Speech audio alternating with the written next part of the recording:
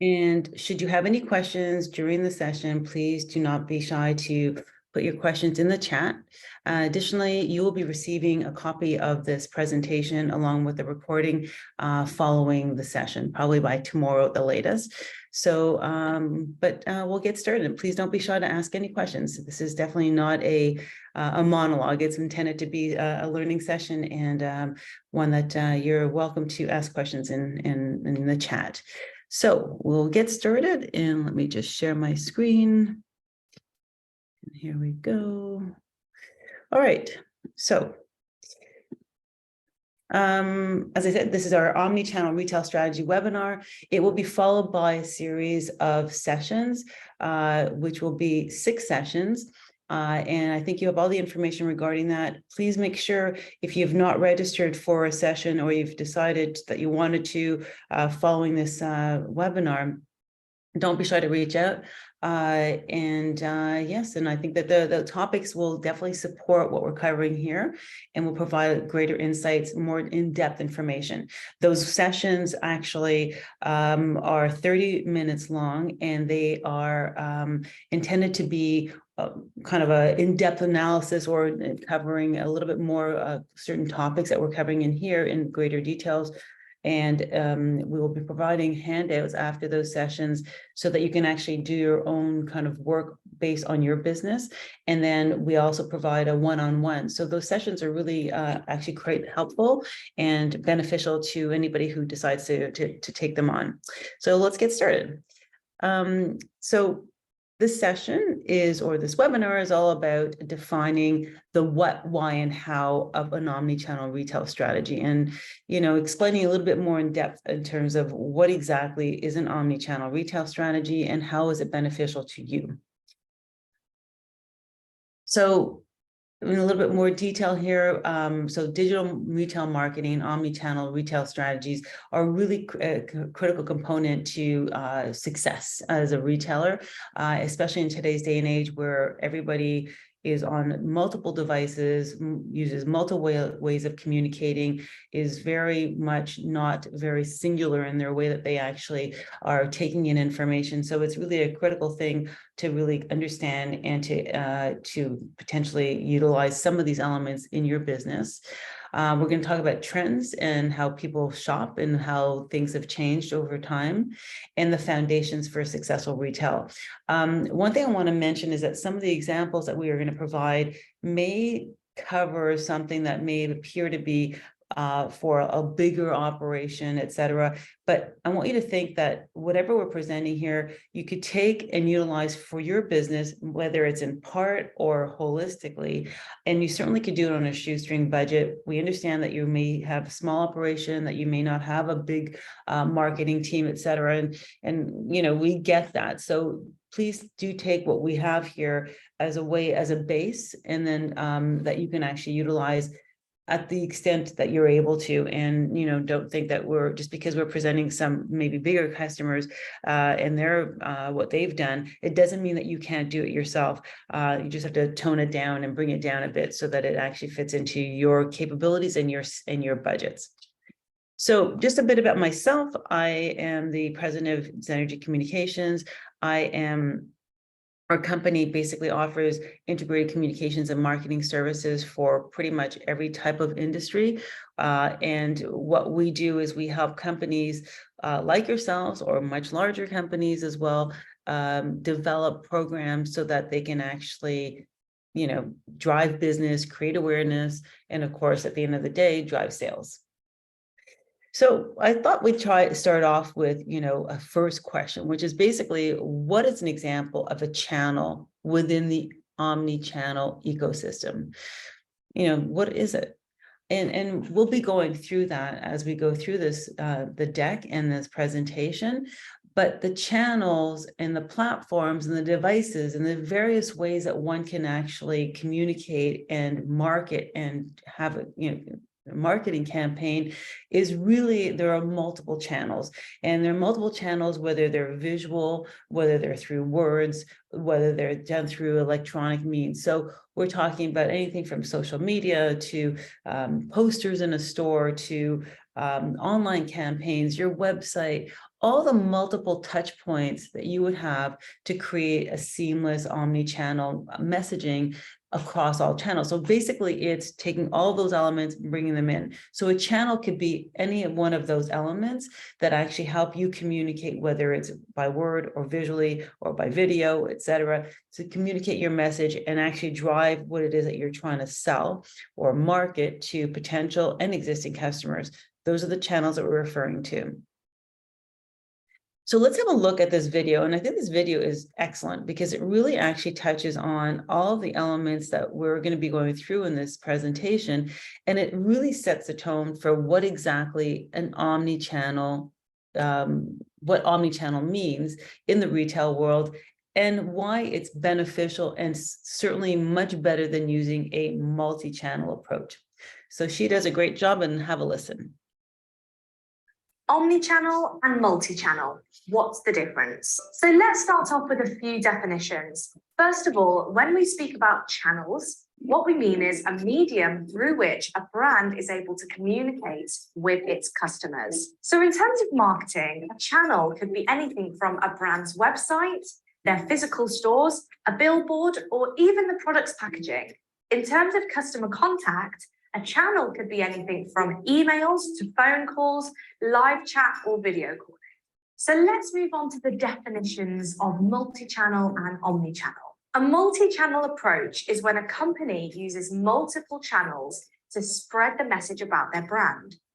The channels are usually separate and don't relate with one another. On the other hand, an omni-channel approach is about integrating channels with each other in order to provide a seamless customer experience. Every channel will be able to integrate and relate with one another, so the customer is able to switch effortlessly between channels. So the first key difference between multi-channel and omni-channel is that multi-channel focuses on customer engagement, whereas omni-channel focuses on customer experience. So the main purpose of a multi-channel approach is to cast the net as far and wide as possible so that you can maximize the number of people who can come into contact with your brand. As such, one of the key metrics of a multi-channel approach is customer engagement. For example, on a social media channel, the main aim from a multi-channel perspective would be to increase followers, likes, comments, and shares.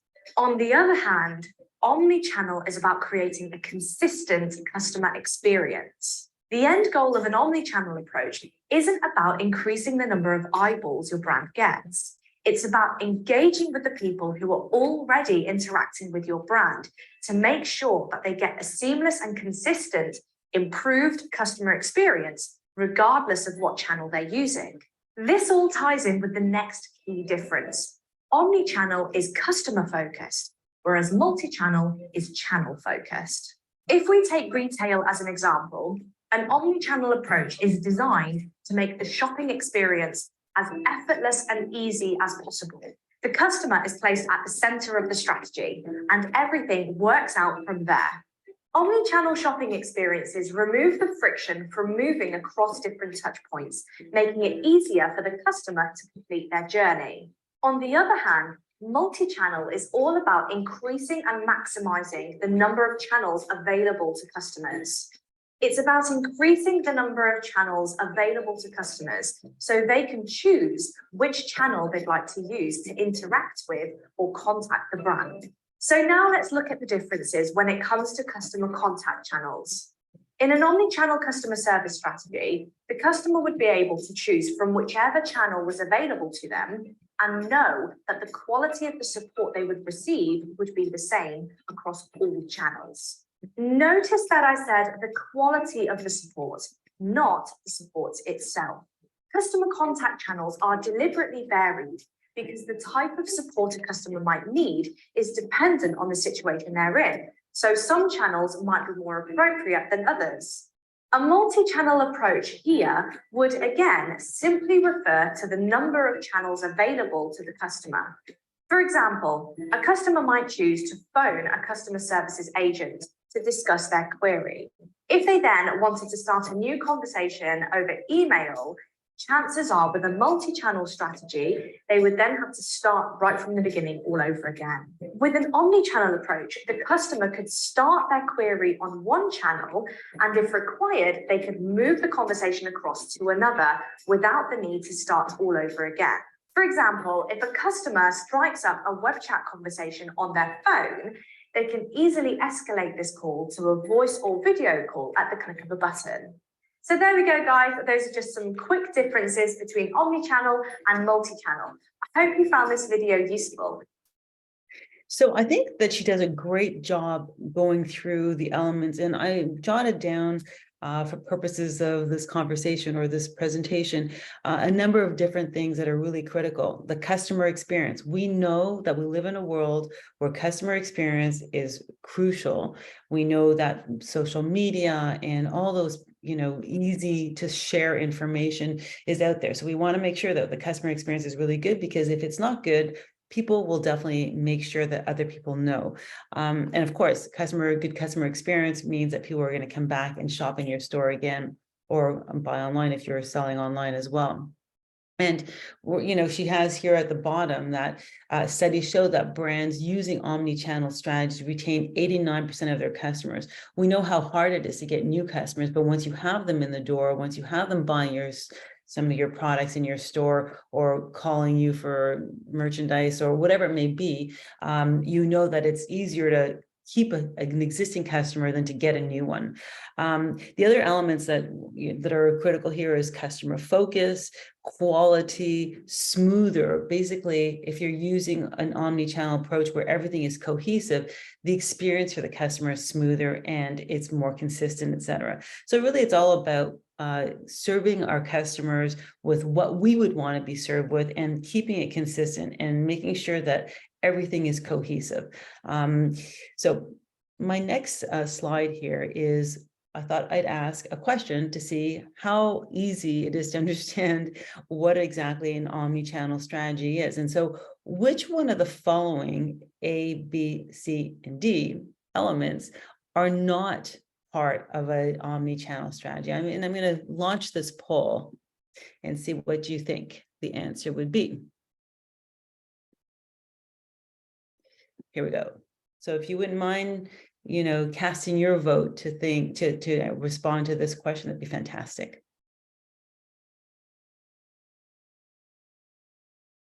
We have one answer in.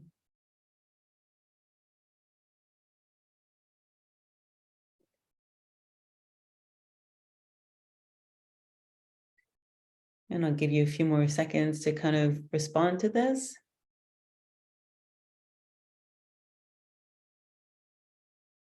Okay, I don't know if anybody wants to answer. I guess we've got two answers.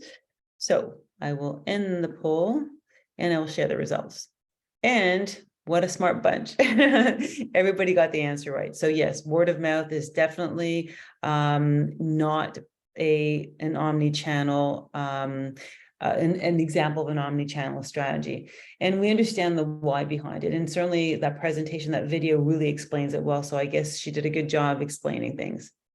So what are the different avenues of an omni-channel retail strategy? We've kind of made it more succinct in terms of the main components. So we're talking about social media, and social media could be certainly all different platforms, couple of platforms depending on who your audience is. And of course, that's something that we'll go through in our social media strategy module. In fact, we have two social media modules. We have social media, and then we have also social media commerce. So those are really helpful sessions that if you can attend, that'd be fantastic. Social media plays an important role. And of course, because it is so public and people certainly have a lot to share, and at the end of the day, social media is a really important element. Mobile, so your phone can in essence be, or people share their cell phone numbers with you, and we'll talk about that in a few minutes. You could be using a mobile phone to serve people with information and be part of your omni-channel retail strategy. Your website could serve as well. Now, granted, you may or may not have an e-commerce site, and we'll talk about this later on, but you could have either sell certain products on your website, or sell all of your SKUs on your website, and or you could also use a marketplace, like an Amazon, but Amazon is super expensive and it can be too expensive, but there are other platforms that you could utilize that may help you as well. So that could be another touch point or another element of your one channel that you could utilize.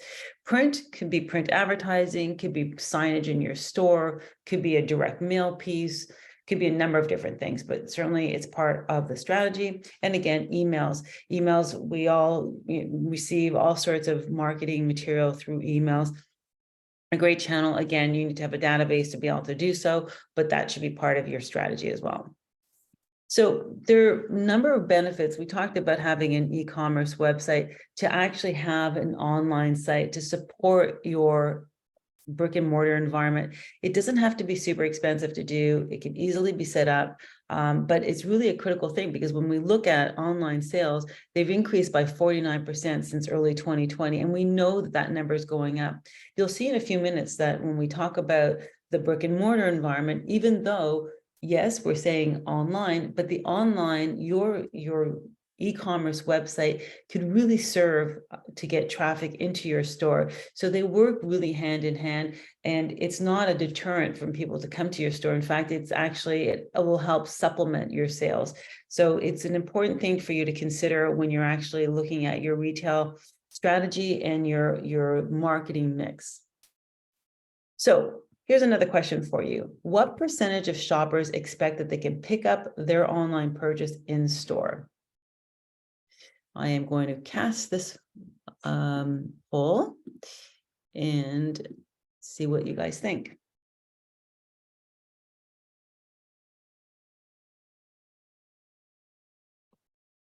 Give it a few more seconds. We have 2 responses.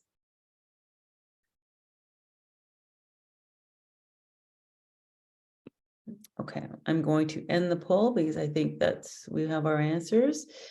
And I'm going to share. So basically, we have one person saying 25% and another person saying 35%. Well, shockingly, the answer is 50%. And the reason why it's 50% is because people are looking, again, we're talking about the seamless interaction between the online and the in-person world. And people want that ability to kind of have a seamless experience and not have to worry about how they can actually interact with your brand. So it would be really critical that you actually think about having your online presence, because really it'll help drive people to your store. And if you're driving people to your store for a return, maybe they'll buy something new. Maybe they'll consider buying another item, when they're there to return, and they may actually end up spending more money. So the in-store omni-channel shopping behavior is a really interesting piece of the puzzle here, because really people do what we call showrooming. And showrooming is really basically going into a store, looking at product in the store, and actually taking a look at maybe going online and seeing, okay, well, I see that there's a product ABC and maybe I can get it for cheaper online, or maybe I can buy it online. So if you actually have somebody in your store, they may actually buy your product online in your store, on your website, if you're offering the same product on your website and you have an e-commerce website and your price is comparable to the competitors. So really giving your customers an opportunity to see everything in person and possibly buy online and know that they're getting a good deal or actually getting good value.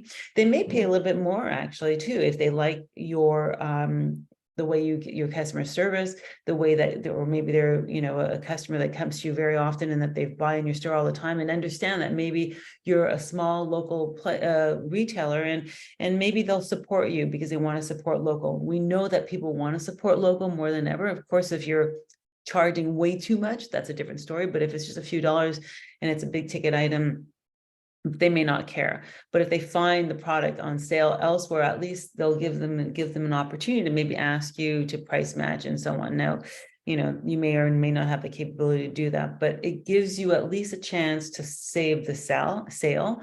And by having an online presence, you're at least giving them that opportunity to go online and maybe purchase the product afterwards when they leave the store. So your storefront really plays a very important role here in making a purchase.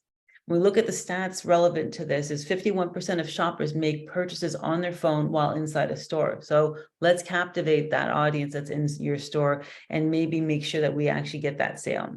72% of consumers showroom. So 72% really go online, verify things, and check out what's out there and compare. And 81% of Gen Z consumers prefer to find new products in stores. So we know that that generation, we know people are coming back in stores and people like to shop, and it's an experience, right? They're not just looking to buy, they're looking to look, and it's an activity as well. So if you make your store one that actually provides that experience that is seamless, same experience online, same kind of feel, same kind of imagery, same kind of, I guess, values. Like if your values are very much, you're an eco-friendly retailer, and you exude that with the way that you're presenting your merchandise and etc., then it really tells a story, because stores are meant to tell a story. And I think that that's a really interesting thing to remember. 47% of customers are more likely to purchase online if in-store return is an option. So again, that's a really important thing to remember. So the two, online, offline, really work hand in hand. So why is an omni-channel retail strategy invaluable? Well, it's a number of things. Helps you gain competitive advantage. If you're offering an omni-channel experience and your competitors are not, you're likely to keep your customers, and you're likely to have customers return and have a more dedicated customer or more repeat customers. And the better customer experience means a higher customer retention. Well, that kind of speaks to what I just said. That means that 90% expect omni-channel and personalized service. And when we talk about personalized service, I think it's a really important element, because we all want to be served. We all want to be given information. We don't want to receive information that's not relevant to us. So the more we know about our customers, the better it is, and the better we can have a rapport with those customers. And we'll go through that in a bit. Increased sales. Well, omni-channel shoppers spend 4% more in store and 10% more online. So again, that whole experience, seamless experience, we're going to end up getting more sales, because they actually have a more of an affinity towards your brand, towards your retail and the experience. And so they're more likely to shop and spend. And improve operational efficiencies and reduce costs. Clearly, if you have a very thought out strategy and you actually execute on that strategy and it's well thought out, then you are not going to be stumbling upon, what am I going to do? What are the tactics am I going to use? How am I going to actually go about doing things and to communicate to my customers? Because you've got it thought out. So it's not, you don't have to reinvent things. You actually put your strategy together, you executed your strategy. And so it was well thought out and therefore more cost effective. And better data collection. Well, that's a really critical one, because if we have, and we'll see in a few minutes how we can start collecting more data on our customers and actually create a database that will help us understand our customers, so that when we're marketing to them, maybe we have a segmented customer base so that we're talking to them in different ways. And we're actually, again, the customer feel like they're being spoken to, as opposed to receiving something that's a mass approach. So personalized approach certainly will create a better customer retention and will result in higher sales. So a few little tidbits here in terms of stats. Marketers using 3 or more channels in any one campaign earned a 287% higher purchase rate than those using a single channel campaign. So again, we go back to, maybe we're using 3 channels: social media, email campaign, e-commerce, perhaps to communicate to our customers or to our potential customers, where we're going to give an experience that's similar. And so therefore, they're going to feel much more in touch with your brand, and they're more likely to purchase. Purchase frequency is 250% higher on omni-channel versus single channel. Another reason why we want to think about the omni-channel experience. The average order value is 13% more per order on omni-channel versus single channel. And customer retention rates are 90% higher for omni-channel versus single channel. So again, single channel approach, not so effective, not going to be as beneficial. An omni-channel approach, again, is much more effective and much better for your bottom line. So let's look at another question here. A clothing retailer has made its goal to increase its social media engagement, tracking their followers, likes, and shares across Facebook, LinkedIn, and Instagram to measure its reach. This strategy is an example of what? Omni-channel or a multi-channel approach? So I will launch my poll and see what you guys think about this.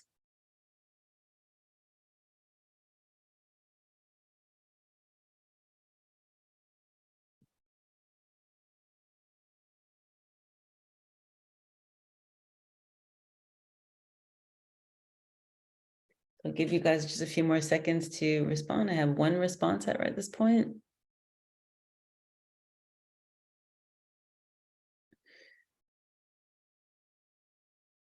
Great. So I'm going to end my poll and I'm going to share the results. And I think that we have really great students here because you're both right. We have, the answer is multi-channel, and it's clear based on what we've gone through, why you're certainly answering this way. It's right on with what we've talked about. And you know, again, taking the multi-channel approach is definitely not going to be as effective and as cohesive and so on, and it won't have the same results. So how do you build your omni-channel retail strategy? I mean, we've gone through a number of different things here, but how do we do it? What do we do? And it all starts with reverse engineering, finding out exactly what your customers want. Because if you understand what your customers want, then of course you could serve them with what they want. You know, you may want to bring in more thematic, more fashion forward and, merchandise, or you want to maybe bring in a number of different things. You can look at your sell-throughs in terms of what you're selling in your store, but it doesn't tell you what you're missing. Are you missing certain elements? Are you missing the mark on certain merchandise or certain activities, etc. So understand what your customers want. If you have a database, and you don't have a database, that's one thing, but if you do have a database of people that you've been collecting, you could actually use your database to try to understand, maybe communicate with them and say, listen, we really want to make sure that we have everything that you're looking for, or we want to, whatever. So you may do a little questionnaire that you and incentivize them by providing the answers to some of those questions so that you can understand your customers better. But if you don't have a robust database, you can certainly look at what it is that your customers have been buying, what trends, and so on, so you can understand exactly, what are the elements that you're missing. It may sound very basic, but a lot of times we don't have the time or take the time to sit back and say, okay, let me take a look at this, because I'm sure that there's going to be things that are going to be very obvious in terms of the information I'm going to find out by doing some analysis. Step 2 would be to identify your existing and potential touch points. So again, going back to the channels, what are the touch points? Are you communicating a lot with your customers and your potential customers through social media? Do they like to come into the store and give you feedback? Do you have a rapport? Was it more of a in-store experience? And then, are you able to get information from them through your website or through your e-commerce platform? So what are the different touch points that you're experiencing with your customers? And then step 3, identify the channels that you're going to use. So if you've noticed that a lot of your touch points are in person, because your customer base maybe is more of a brick and mortar focused individuals, and they don't really react much to online activity, well, maybe your channels are going to be much more traditional, print media, in-store signage, etc. and maybe direct mail piece or something. Your step 4 would be, are they technologically savvy? So maybe you have customers going back to step 3, which is, the channels that we've decided on, but maybe you have 2 segments. Maybe we have customers that are more technologically savvy, or that have an interest to really communicate more through technology, online, et cetera. And then another group that's more traditional. So again, you could segment your customers, and then you can then personalize how you communicate to them. So you maybe have the 2 groups segmented, and then you communicate very differently to one group than you would to the other. And again, on step 6 was to communicate your omni-channel offering. So now you know how to speak to them. What are you going to tell them? And what is the content visually, and through words, et cetera. So how are you going to communicate, and what's your plan? So that's really the last step in the process. And then, of course, that's your executing on your plan. So accessing customers' emails. Oh, sorry, we have a question. I apologize. Step 4, can you talk about an example of starting on one's channel and then changing to another channel without starting over? And what technology would be best to use to accomplish that? So let's go back to, let me go back to, so if you identify, for example, a channel, let's say you decide that social media is where you want to start, and you want to be able to kind of develop your messaging, et cetera, all you need to do is make sure that you actually, so I'm just going to close. All you have to do is make sure that whatever you develop in terms of your messaging, et cetera, is not disjointed with how you communicate elsewhere. So for example, let's say, I don't know, you've got a campaign, your strategy is to use social media to communicate about a new promotion you have going on in your store, and you want to make sure that you're communicating it through social media because you want to drive interest, and you also maybe want to utilize it to then attract new signups to your database. So you could use that, and maybe you can use it as a way to actually provoke interest to your social media channel, so you can actually create more of an environment where people are, I guess, you're attracting more social followers.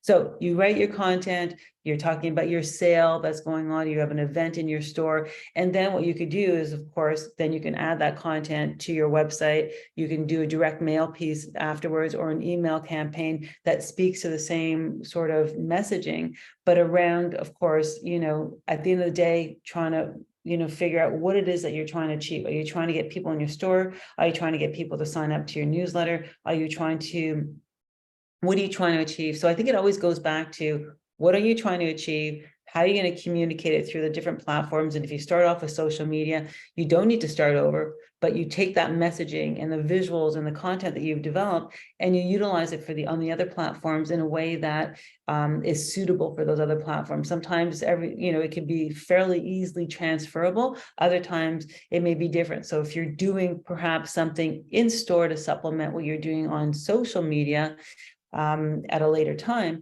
well, maybe all of a sudden now, and you really want to, get people's email addresses, well, maybe you do something in store that provides people an easy way for them to actually give you their email address through a QR code or something similar. But again, the messaging being similar in terms of what the purpose of the campaign is. So I don't know if that answers your question.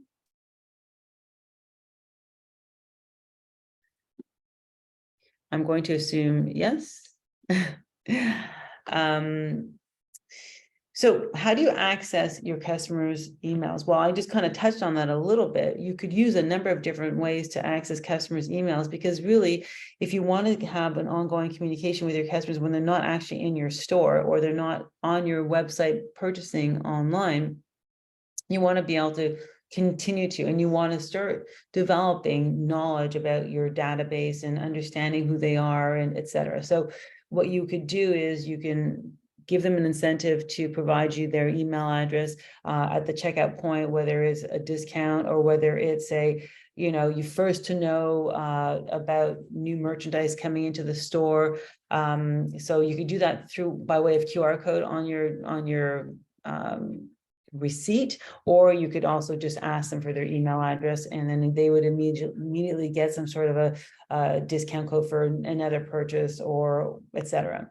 You could also use your website. Again, if they come onto your website, they can certainly give you their email address, and again, you can create an incentive. Sometimes the incentive isn't money, and although it oftentimes it is, sometimes it is about being first, to be the first to know, depending on what kind of merchandise you're selling in, and again, depending on the customer profile. If it's not a fashion item, if you're selling men's shoes, well, maybe they don't really care as much as maybe a younger person who's all about fashion, the new trends. Offer discount codes when people sign up to your newsletter. That could be another one as well if you do have a newsletter. And use Facebook to start collecting subscribers. So you could actually ask people to send them to an online, send them to actually communicate with you, or actually just go to your website, etc., to send you their email address, or they could just direct mail, or rather direct message you with their email address if they get. And then you can send them a coupon, some sort of a code or something for a discount in the future.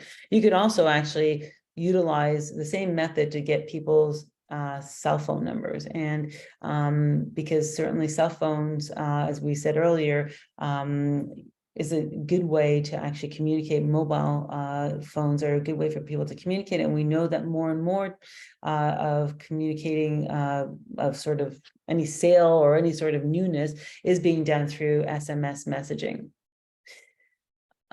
So we've got a number of different tools we've got a number of different tools that are part of to build a robust omni-channel strategy. And some of them we've talked on, actually we've talked about most of them. Yeah, sorry, I just want to make sure we have another question.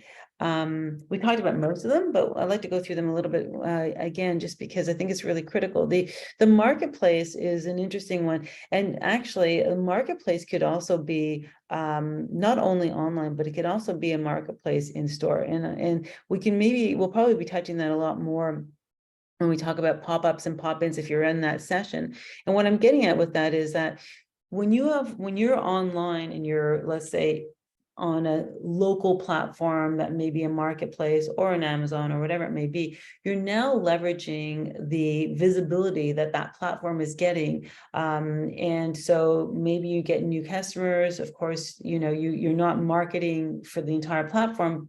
And so you're leveraging the other people that are gaining traction. And the same could happen for you if you were to do a marketplace in your store. So for example, you may want to have one or two vendors that actually pop in to your store, and all of a sudden now you've created a marketplace, a physical marketplace, where people come to your store to perhaps see another product that they heard about, because that person is now actually marketing to their database. And now you're leveraging in person the marketing dollars and commitment of another vendor. So it's a pretty interesting concept. And that's not all that complicated to do. And certainly if you were to do a local platform, it could be very interesting, because there are some that are far less expensive than Amazon that could provide you with a marketplace scenario. Newsletters. So newsletters and e-blasts, of course, you can use a physical newsletter, a printed copy newsletter, or an electronic newsletter. And when we talk about e-blasts, it could be just about communicating certain information. You have a sale, you have new merchandise, you have an event, whatever it may be, to communicate to your database. And again, your database could help serve to get other signups. Maybe you can create an incentive where you refer a friend, and so on. So if your goal is to build your database, your e-blast and your newsletter could serve to do so. Flyers or promotional material. So it could be a direct mail piece. It could be something in store. Again, the multitude of different ways you can actually communicate, again, to get that message out. The product packaging speaks again to to your essence. So if you're an eco-friendly store, you may want to have paper bags only being used. You may not want to have tissue. You may want to keep it super simple, but you want to make sure that it's nice looking, but that it fits into your overall visual messaging and your essence. And it also could be for delivery, etc., when you're actually shipping your merchandise, if you're shipping online, so that your product is being packaged in a way that speaks again to your essence. An integrated user-friendly website, of course, we talk about integrated because, again, we're talking about the omni-channel experience. We want to make sure that when people go from one to the other, that they're actually getting the same experience. If it is that you're environmentally or eco-friendly, maybe something visual representing your environmental commitment, and again, visually representing how you actually are in your store and what your store design looks like, and how your experience, you provide experience to people in person. That experience online should feel similar. SMS, text message. So many people don't give their cell phone numbers, but we're going to see that those numbers are increasing, and that this is a very important medium or channel to eventually start marketing to consumers and telling them about the same kinds of things that we're talking about on all of the other platforms, but certainly a good option. Collaboration or partnership with other companies. Now, this could be what I talked about, which is a pop-in, where you've got products, people actually setting up stores within your store, or a product display in your store. So you leverage their database, you leverage their customer base and the traffic that they generate by being in your store. But it could also be influencers, and they can come at a hefty price, but you may want to, if you're working with a local florist or somebody local who is known and has a drive, or can create sort of additional foot traffic in your store, you may want to collaborate with someone, an influencer. That if you sell home decor, maybe you've got an influencer that's an architect or a designer, and she or he will be in your store on a specific day, with maybe a how-to on certain, personalized help in terms of how do you buy product, how do you design your home. So it's a win-win situation. If they maybe have a database that's fairly hefty, or they have a good following on social media, they can tell people that they're going to be in the store, certain days of the week, or certain couple days, whatever, certain hours, and they can help drive more traffic. So collaborating with other people or products is an interesting opportunity. Digital receipts, certainly that mention of QR codes earlier on, certainly helps. And for many ways, it can certainly drive traffic and be part of your overall strategy in communicating and getting people to go onto your website. Maybe you tell them about new products that when they're in your store, and they scan the QR code, or it's a contest and they use the QR code to win a certain thing, or so basically QR codes, we know that since COVID, QR codes have taken a major, or certainly a very important element in what we do, and everybody's very used to it. All of our phones allow for scanning of QR codes very easily. And then events and activations, and that could be what I mentioned earlier, which is the designer in your store, but could also be you can collaborate with a local soccer team, kids soccer team, for example, or something, and then you can maybe do an event in your store that may be somehow a fundraiser or a relative to your support for that soccer team. Again, communicating your commitment to the local community, and once again, communicating what it is that you're trying to convey to your customers and to your potential customers, and helping create a buzz. Certainly when you do events in your store, et cetera, and if they're time sensitive, it creates also an urgency. People will come to your store because they know that they only have a specific time to be in the store for that particular event. And if you have enough of an incentive or a draw, certainly those events are very good, and they don't need to be very expensive to execute. So we know that social media is a very critical piece, and we're going to be talking about social media in one of the sessions that are coming up later this month. But social media can be utilized to sell. So when we look at this estimate, according to eMarketer, that online retail sales versus via social media channels are expected to climb more than 45 billion by the end of last year. So those numbers, we're not sure what the actual numbers are yet. And that 25% increase, that's a 25% increase since 2021. And if you look at this percentage here, 78% of consumers will buy from a brand after a positive social media interaction. So that's really a critical piece. And so we know that social media plays an important role for our brand, et cetera. It also plays a great role to help us get better ratings. You know, when we look at restaurants, when we want to go eat in a restaurant, we often look, what's the rating on that restaurant? We may not go to it if it has a poor rating. Well, the same thing would apply to your store, and certainly using social media and online mechanisms to create more of a rating or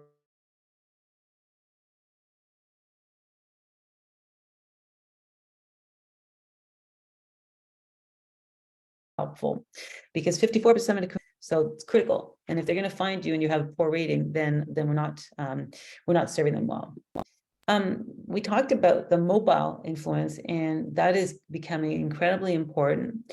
We know worldwide there are about 6 billion global smartphone subscribers, and of course in the United States, there are the majority of people that we're targeting have at least one cell phone. They may be having a second one for their business. But we know that those numbers are climbing, and we know that in essence, many people don't even have a landline anymore. So mobile phones are really important. And 10% of all sales on the retail in terms of retail transactions are expected to be had through mobile phones by 2025. So that's only in 2 years. I may say. So we're not far away from the phone being really a critical component of selling to people.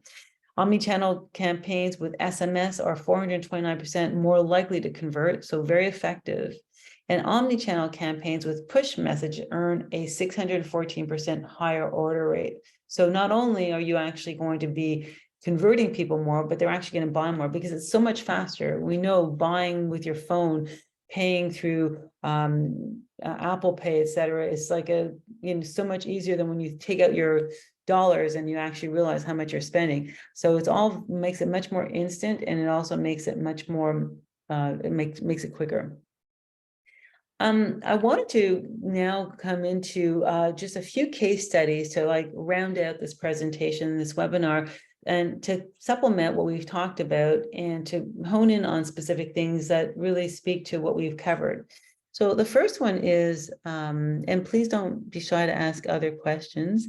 The first one is about, it was actually a pop-up. And it was a store, we were asked to set up a store in the Hamptons because this customer knew that their customer base went to the Hamptons based on their knowledge of their shopper profile, let's say. And they asked us to create a store that spoke to their brand. And so the store reflected the brand image because it had, we use beachy kind of furniture and wood furniture, because this customer, it was very much like a beach relaxed type of product. I mean, as you could see with this woman here, that's kind of the look and feel of of this product line, fresh produce. And again, the storefront was very much like that. So it was just, conveying the beachy feel, conveying the friends on the beach look and feel with the photos that were the photo frames on the wall. And this over here was a pop-in. So it was a local company that popped into the store, set up their operation, and help drive local traffic to the store because it was a local brand, and that person drove traffic by reaching out to her database and bringing in customers in. And of course, when you're in a pop-up situation, you may not have any customers in the area. So looking to develop new customers over a short period of time isn't all that easy. So if you can start leveraging other people's database to drive traffic to your store through social media, through email campaigns, et cetera, it's really helpful. They also had an in-store messaging, which, of course, spoke again to their beachy, relaxed feel with the beach cruiser hanging up on the back there, you could see, and there was enter to win a beach cruiser. So again, finding ways to kind of start getting database for customers, because this company does sell online and wasn't going to be in the Hamptons forever, but certainly by getting this database, it could be able to continue to communicate to those customers and be able to not lose potential sales. So they had this, the beach cruiser spoke to their beachy theme. And if it had been post-COVID, there would have been a QR code there to ensure that people were quick at downloading or entering for to the contest. This next example is a store that brand that actually is using it's an eco-friendly brand, because basically what they do is they use recycled material to create their shoes, and they convey the message very, very cohesively. It's a very good example of their look and feel matching who they are. So very earthy, very environmental. They recycle plastic, so that's why we've got the visual here. This was also a pop-up, and they had a series of very immersive and creative activities that basically drove traffic and created an immediacy for people to actually come to the store. And they had, again, a certain number of people had to, you had to be there within a certain period of time to be able to actually benefit from certain things. And so their store design, of course, because it was a pop-up, wasn't exactly very well detailed, but they did create signage and visuals that spoke to the brand. Again, all of the elements here, very much the way they speak about nature, the way they loving the earth and nature and so on. They spoke to that in all the things that their visuals and all the marketing material that was in store. And then they also created, again, the fear of missing out opportunity, whereas, certain day, certain time, people had to come and to be able to leverage the experience of having a customized shoe. And again, we're talking about personalization, we're talking about a time restriction, an in-store experience. It's really a whole bunch of different elements, a whole bunch of different channels, a whole bunch of different ways of creating the environment where they're communicating all the same things that speak to their brand.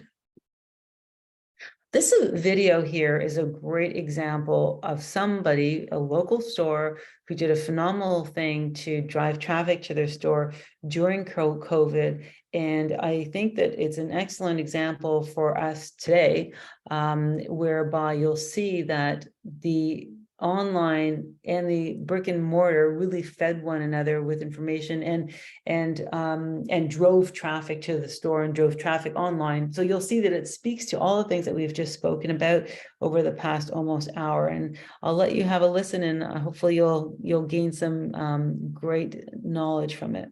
The shirt box is a 35-year staple here in the Detroit area. Now, in the 21st century, they're making their biggest leap into the online world with the online sale and home delivery of socks. We specialize in creating hookups for guys. So it was like a natural, the sock hookup. So the shirt box thought outside the box. So we had to go outside and get a web developer. And thus, sockhookup.com was born. People come in, hey, I need a hookup for this outfit. Come on. Customers visit the website from their computer or mobile device and subscribe to receive new, uniquely patterned dress socks once a month for a year. 1 year subscription is $120. I joined because it was an easy way to supplement my wardrobe without having to come in the store. Early subscribers love it. There's nothing better than getting something delivered right to your house and not having to go to a store and not having to spend the time to pick something out. It's a nice surprise every month. But is this high-tech move a threat to the company's brick and mortar stores? I don't think so, because I think you're still going to need other things. You're going to need shirts. You're going to need ties. We're staying. We're going to be around. We're always going to have a brick and mortar presence. Plus, going digital and mobile means this local company goes national and potentially global to reach consumers. I'm not quite sure how they found us, but there's some out-of-state folks that are finding us. I've had 2 in California just in the last week. So it's really, it's reaching people. As a bonus, SockHookup.com includes community service. Our plastic mailer bags, we partnered up with some local teens who are developmentally challenged, and they design all of our plastic mailer bags for the sock hookup. The most important thing for us is relationships, developing relationships. That's not only personally, it's with your community. And you have to be community involved and community minded. So far, SockHookup.com is an example of how a small business like Shirtbox can coexist both online and with brick and mortar while staying locally focused, community oriented. So I think that video is excellent. It touches all the things that we've gone through this webinar. When we look at it, it had a theme. And the theme, was the sock hookup. Certainly it drove people to a website, but the website drove people to the store. It created an environment where they weren't just drawing on the local community, but now they were expanding beyond their community. And so by doing so, now we're not worrying about where our geographic location is solely, but we're actually able to leverage a much wider community and a much larger audience. And if, again, marketing to that larger audience may be very different than to marketing to the people that are in our community. Also, they touched on giving back. So a good feeling, right? We're giving back to the community. We're creating that link with our world. And so people have a tendency to want to support local, and they all of us have a tendency to support people that give back. And goes back to what we talked about at the beginning, which is the customer experience and using the appropriate channels to then give that experience a holistic and a very seamless one, the omni-channel approach. I'm going to leave you with one more example, and that is a new product, I guess, retail operation that it was a brand that started their first brick and mortar store, and they were a direct-to-consumer brand, and their product is really waterproof shoes. And these waterproof shoes were, again, very environmental. It's all about the environment, but they're communicating through the visuals that they actually did in their store, the way that their store design was, the way their visuals are in their stores, spoke to the whole element of being waterproof and being eco-friendly. So if you look at, wood is being used here. We're talking about any sort of wet environment where your shoes can get completely, soaked. But because the shoe company is all about waterproof, we know that that's what they're trying to convey, and they've done a great job conveying it. We have this video that I'd like to show you, which actually I think is very good. Now, I'm not suggesting that you're going to create a video to promote your store, but you may want to start using video content to use as another channel to communicate your brand, because it's really effective. And you could use, little snippets that can be then used on social media, it could be used on your website, could be used in multiple ways. But this video, I think, did a great job to go out to the community and create an event in its own way by creating this video. Whether the video is the outcome of the actual activity. So I'll let it play.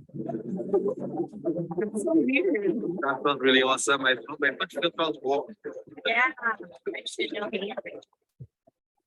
Here in Toronto today, Vesty Footwear, the world's first waterproof knit shoe. Stretch, breathable, lightweight, super comfortable. Perfect for Toronto weather. I'll walk through the city and see if we can get some people to experience the shoe.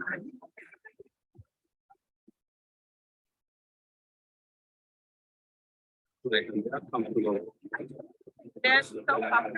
Like, I can't even think I'm wearing anything on my feet. All right, so Yeah, man. I was very.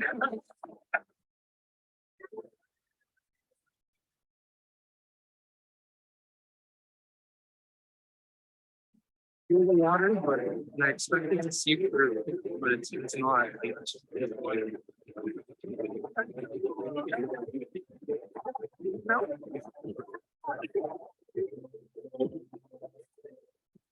There's nothing coming through. It's true. Your song is still dry. Yeah, this is not a paid promotion. That's pretty cool. No, I don't feel like. Like inside my stuff is still dry. You know. Dry. No, that would be. Yeah, cool watershed.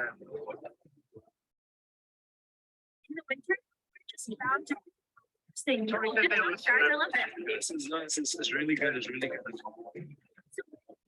I actually. So clearly, that is a video that is done in a cold climate environment. But, you know, if you were to actually do something fun, just little snippets to maybe showcase a new product you have in your store, et cetera, it's always a good way to use a video to supplement whatever you're doing. So videos are really effective.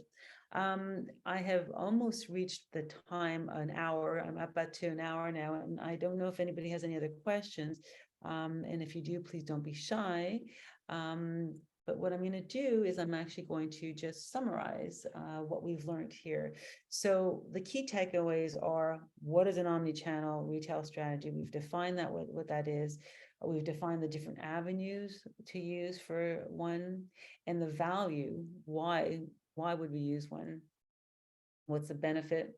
And how to build an omni-channel retail strategy. And of course, we didn't go into all the details of all the elements, but we've kind of given you the overview and the tools and technology required to build a robust omni-channel retail strategy.